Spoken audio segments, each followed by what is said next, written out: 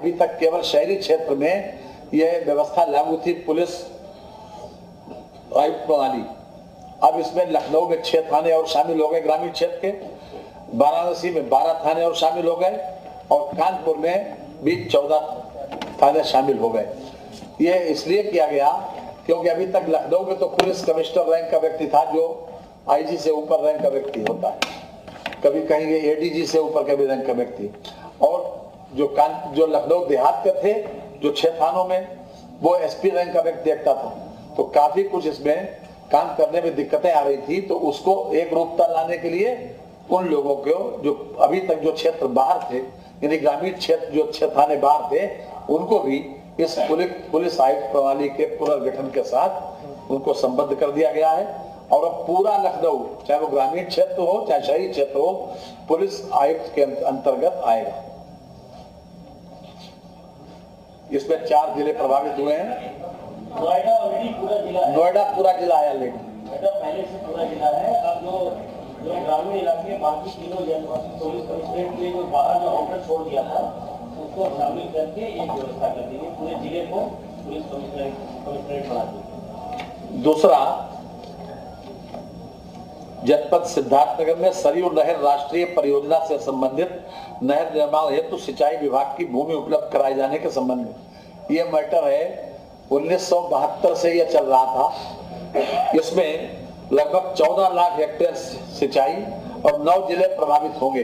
हमने मेन नहर तो बना दी, लेकिन साइड की रजवाहे और माइनर बनाने के लिए हमको जमीन नहीं मिल रही थी, तो उसको हमने एक्सचेंज किया है। चीफ सेक्रेटरी की अध्यक्षता में एक कमेटी गठित हुई थी। उस कमेटी के रिकमेंडेशन के आधार के ऊपर ये जमीन का परिवर्तन हुआ है। इसमें कैंपियरगंज, जो खास तौर से जनपद सिद्धार्थनगर का हिस्सा है, वहां से जो कैंपियरगंज की शाखा 25 किलोमीटर से लेकर 39 किलोमीटर के मध्य जो स्थान आता है, उसमें खास तौर से रजवाहों और माइनर्स का निर्माण हो सकेगा। ये हमने जमीन का जो अभी तक हमारे सामने इशू था, वो हमने रिजॉल्व कर लिया। वन विभाग की जमीन हम ले लेंगे 0.8460 हेक्टेयर, जो वन विभाग के लिए निष्प्रयोज्य थी, जो किसी प्रकार से उनके लिए उपयोग में नहीं आ रही थी, और इतनी ही जमीन हमने सिंचाई विभाग की उनको दे दी। इस प्रकार से ये मैटर रिजॉल्व हो गया। अब हमने सिंचाई की जो सुविधा बढ़ाने की दृष्टि से इस कार्य को अंजाम दिया है, और जल्दी ही इसमें माइनर और रजवाहों का निर्माण होगा।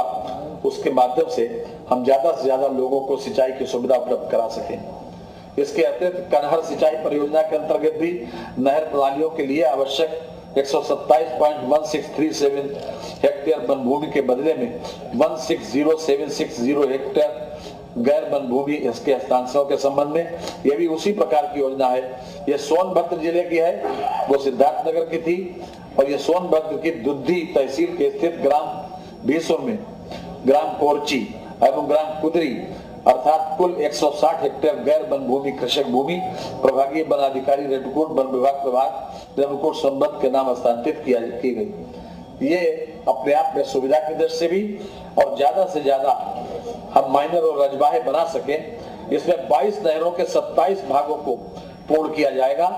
ये भी अपने आप में ये पेंडिंग था, और हम समझते हैं कि ये योजना हमारी सिंचाई विभाग के लिए और खासतौर से कृषकों के लिए बहुत ज्यादा लाभदायक सिद्ध होगी, जो लोग इसमें महसूस भी करते थे काफी दिनों से। एक व्यवस्था और लागू आज हुई है शिक्षा विभाग का।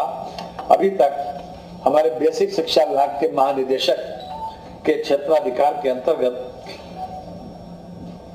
उनके शिक्षा निदेशालय, बेसिक शिक्षा निदेशालय, राज्य शैक्षिक अनुसंधान एवं प्रशिक्षण परिषद, समग्र शिक्षा अभियान, मध्याह्न भोजन प्राधिकरण एवं साक्षरता निदेशालय, इससे संबंधित काम महानिदेशक बेसिक शिक्षा के पास थे।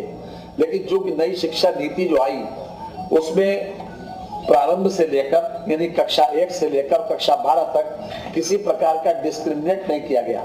उनको एक साथ देखा गया है कि बेसिक शिक्षा से लेकर माध्यमिक शिक्षा तक, और हमारे वहाँ कक्षा 1 से लेकर 5 तक की शिक्षा व्यवस्था बेसिक शिक्षा में थी, और कहीं कहीं कक्षा 6 से लेकर कक्षा 12 तक के स्कूल भी माध्यमिक शिक्षा में आते थे।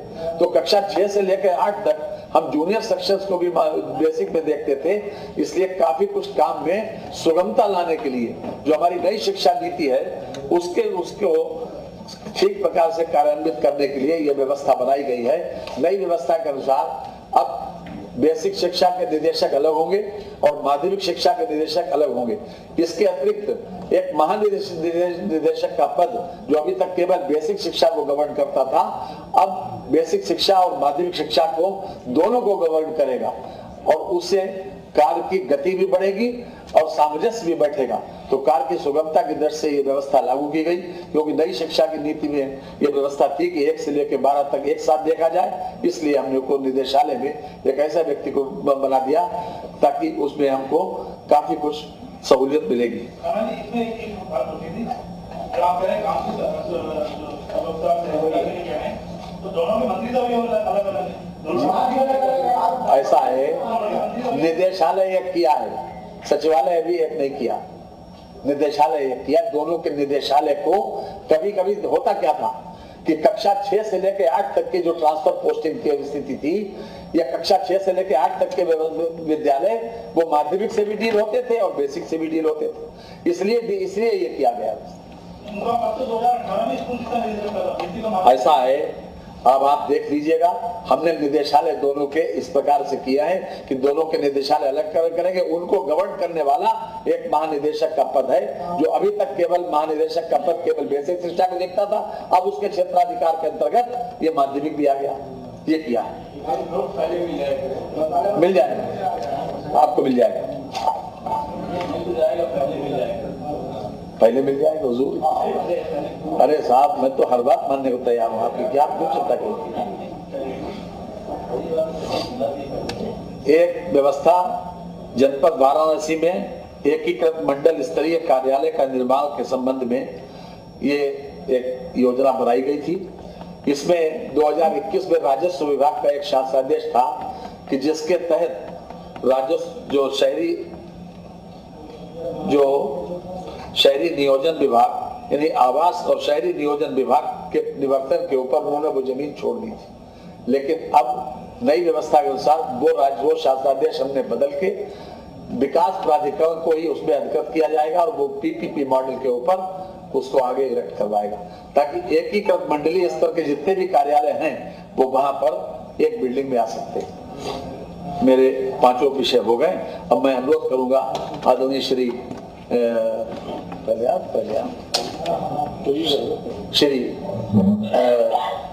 नंद गोपाल नंदी जी से, जो हमारे औद्योगिक विकास मंत्री हैं। आज एक बहुत ऐतिहासिक निर्णय इन्होंने करवाया है कैबिनेट के सामने।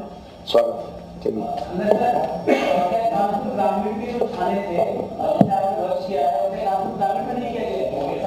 जी, मैंने बताया 6 लखनऊ के, 12 बनारस के और 14 कानपुर के। नोएडा पहले से ही सारा नोएडा एक ही पुलिस प्रणाली के अंतर्गत था, वो पुलिस आयुक्त के अंतर्गत। इसको जो पुनर्गठन किया गया उसमें ग्रामीण क्षेत्र शामिल कर दिया गया, इसमें इतना ही किया गया। धन्यवाद। नमस्कार। आज उत्तर प्रदेश औद्योगिक निवेश एवं रोजगार प्रोत्साहन नीति 2022 जो सभी हमारे स्टेक होल्डर हैं उनके साथ गंभीर विचार विमर्श के साथ प्रस्तुत की गई है। पूर्व में जो हमारे अनुभव रहे उसमें जो कठिनाइयाँ थी उसको भी इसमें रिजॉल्व करने का काम किया गया है। डिलाइट जो एक संस्था है उससे भी हम लोगों ने कंसल्टेंसी करके इसको इनकॉर्पोरेट किया है इसमें। और लार्ज जो हमारी यूनिट होगी 50 से 200 करोड़, मेगा यूनिट 200 से 500, सुपर मेगा 500 से 3000 और 3000 से ऊपर की अल्ट्रा मेगा यूनिट होगी। बाकी मैं चाहूँगा कि हमारे एसीएस साहब हैं आपको ब्रीफ कर देंगे डिटेल में। धन्यवाद सर। ये नई इंडस्ट्रियल पॉलिसी जो है आपकी जैसे जानकारी में है कि 2017 की जो पॉलिसी थी वो 12 अक्टूबर को लैप्स हो गई थी और ये काफ़ी डिटेल हमारी स्टेक होल्डर कंसल्टेशंस हुई। हमने ड्राफ्ट पॉलिसी एक नोटिफाई भी करी, उसके ऊपर स्टेक होल्डर के कमेंट्स भी आए, एसोसिएशन से भी हमने बात करी और अब हमने सारी बड़ी कॉम्प्रिहेंसिव पॉलिसी एक लेकर के आए हैं। इसमें 5 रणनीतिक स्तंभ हमने स्ट्रेटेजिक पिलर्स आइडेंटिफाई किए हैं कि किस किस तरह से हमें उत्तर प्रदेश में औद्योगिक निवेश को बढ़ावा देना है। इसमें जो पहला स्तंभ है वो हॉरिजॉन्टल इंटरवेंशंस का है। सबसे अहम चीज है कि इंफ्रास्ट्रक्चर जो है वो इन प्लेस होना चाहिए। इंफ्रास्ट्रक्चर में क्या क्या है, लैंड है, उसमें डेवलपमेंट ऑफ इंडस्ट्रियल क्लस्टर्स हम कैसे करेंगे, कैसे औद्योगिक पार्कों का विकास करेंगे, इंडस्ट्रियल कॉरिडोर्स को कैसे विकसित करेंगे, कनेक्टिविटी को कैसे सुधारेंगे, पावर और वाटर की सप्लाई कैसे इंश्योर करेंगे और डिजिटल कनेक्टिविटी कैसे करेंगे, उसका पूरा एक खाका इसमें हॉरिजॉन्टल इंटरवेंशंस के रूप में है। वर्टिकल जो रणनीतिक स्तंभ है उसमें हमने तो कुल 22 प्रस्तावों पर कैबिनेट की मोहर लग चुकी है। इसी